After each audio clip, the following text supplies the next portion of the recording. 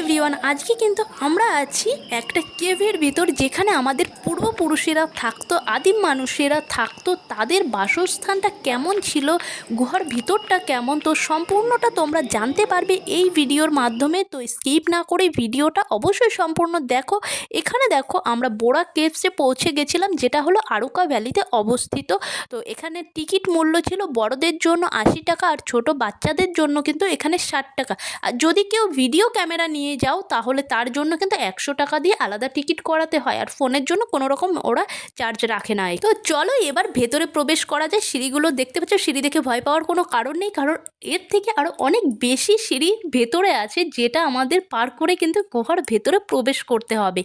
তো চলো ভেতরে প্রবেশ করা যাক। আর এখানে যেটা আমি তোমাদের দেখাবো, গুহার ভেতরটা কতটা স্যাঁতস্যাঁতে, আর পাথরগুলো দেখলেই বুঝতে পারবে যে কতটা পুরনো এটা, এই পাথরগুলো। আর চারিদিকে দেখো কেমন একটা স্যাঁতস্যাঁতে অন্ধকার অন্ধকার ব্যাপার। এটা কিন্তু আমরা যত ভেতরে প্রবেশ করব তত আমরা বুঝতে পারবো।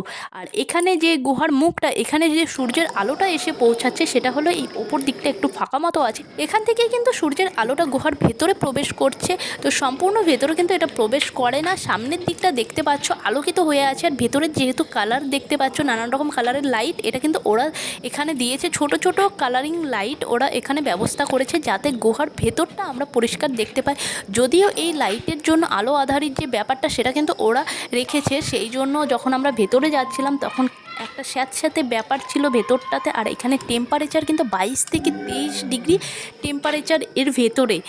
আর এখানে কিন্তু দেখতে পাচ্ছ সিঁড়ি করা আছে, আর রেলিং করে দিয়েছে ওরা, পাথর কেটে কেটে এখানে কিন্তু অনেক সিঁড়ি করা আছে, আর এমনিতেও কিছু সিঁড়ি করা আছে।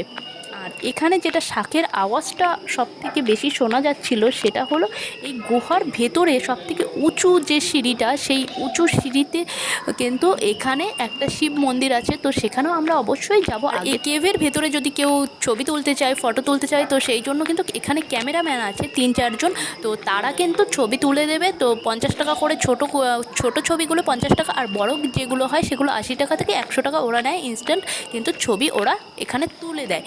তো দেখতে পাচ্ছ চারিদিকটা কেমন স্যাঁতস্যাঁতে, আর জল গড়াচ্ছিল। তো সিঁড়িগুলো দেখেই বুঝতে পারছো খুব সাবধানে কিন্তু এই ভেতরে আমাদের প্রবেশ করতে হচ্ছিল।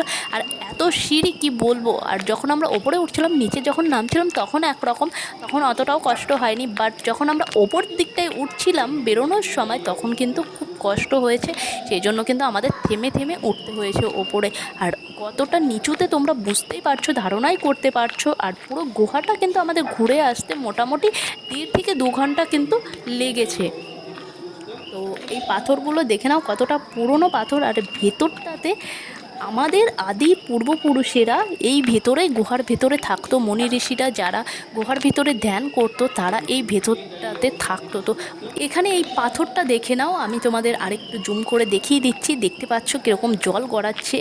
আর আর এগুলো কিন্তু বৃষ্টির জল বলবো না, শুধু সব সময় এটা এরকমই থাকে। বৃষ্টি না হলেও কিন্তু গুহার ভেতরে কিন্তু এরকম জল থাকে। আর যখন বৃষ্টি হয় তখন কিন্তু আরও বেশি থাকে। আর যেহেতু এখন বৃষ্টি এতটাও হচ্ছিল না, আমরা যখন পৌঁছালাম, আমরা গুহার ভেতর থেকে বেরোনোর পরে কিন্তু কিছু সময় বাদে বৃষ্টিটা এসছিল, বাট তার আগে যেহেতু আগের দিন বৃষ্টি হয়েছিল, সেই জন্য এরকম জল কিন্তু গড়াচ্ছিল। আর সবসময় নাকি এখানে এরকম জল থাকে, আর স্যাঁতস্যাঁতে ব্যাপারটা থাকে। আর যেহেতু টেম্পারেচার 22-23 ডিগ্রি, তো বুঝতেই পারছো কতটা ঠান্ডা এই ভেতরটাতে। আর এখানে কিন্তু যখন চিৎকার করছে, শুনতেই পাচ্ছ বাচ্চা কাচ্চাগুলো যখন চিৎকার করছে, তখন কীভাবে ইকো হচ্ছে কথাগুলো। তো সম্পূর্ণ তোমরা কিন্তু ঘুরে দেখে নাও। আর গুহার ভেতরটাতে আর অনেকটা জায়গা ছিল, ওপরটাতে অনেকটা জায়গা ছিল, এতটা ফাঁকা ফাঁকা করা। আর ভেতরে আমরা যখন গুহার ভেতরটাতে যাচ্ছিলাম, তখন কিন্তু টানেল টাইপের করা ছিল, যেখানে কিন্তু পাথরের টানেল বলা যায় ওটাকে।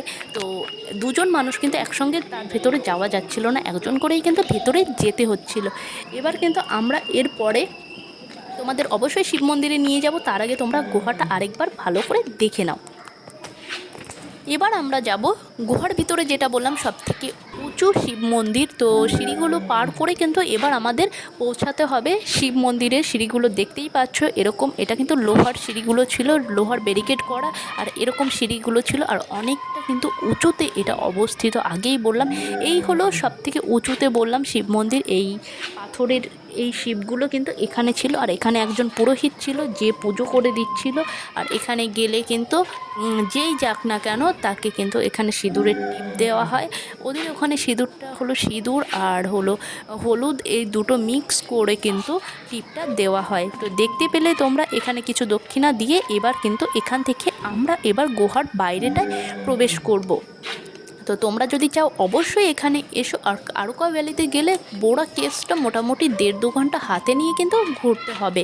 আর এখানে আমরা মোটামুটি 10:30-11টার মধ্যে কিন্তু পৌঁছে গেছিলাম। তো সেই জন্য আমাদের 12:30-1টার মধ্যে কিন্তু দেখা হয়ে গেছিলো পুরো কেভটা। নতুন হলে সাবস্ক্রাইব করে রাখো আর অনেক ভিডিও দেখার জন্য। এবার আমরা কিন্তু বাইরে বেরিয়ে গেলাম। দেখতে পেলে এটা হলো বোরা কেভের গেটটা। আর এদিকে দেখো পাহাড়ের দৃশ্যটা কতটা সুন্দর লাগছে। আর দেখা হচ্ছে নেক্সট ভিডিওতে।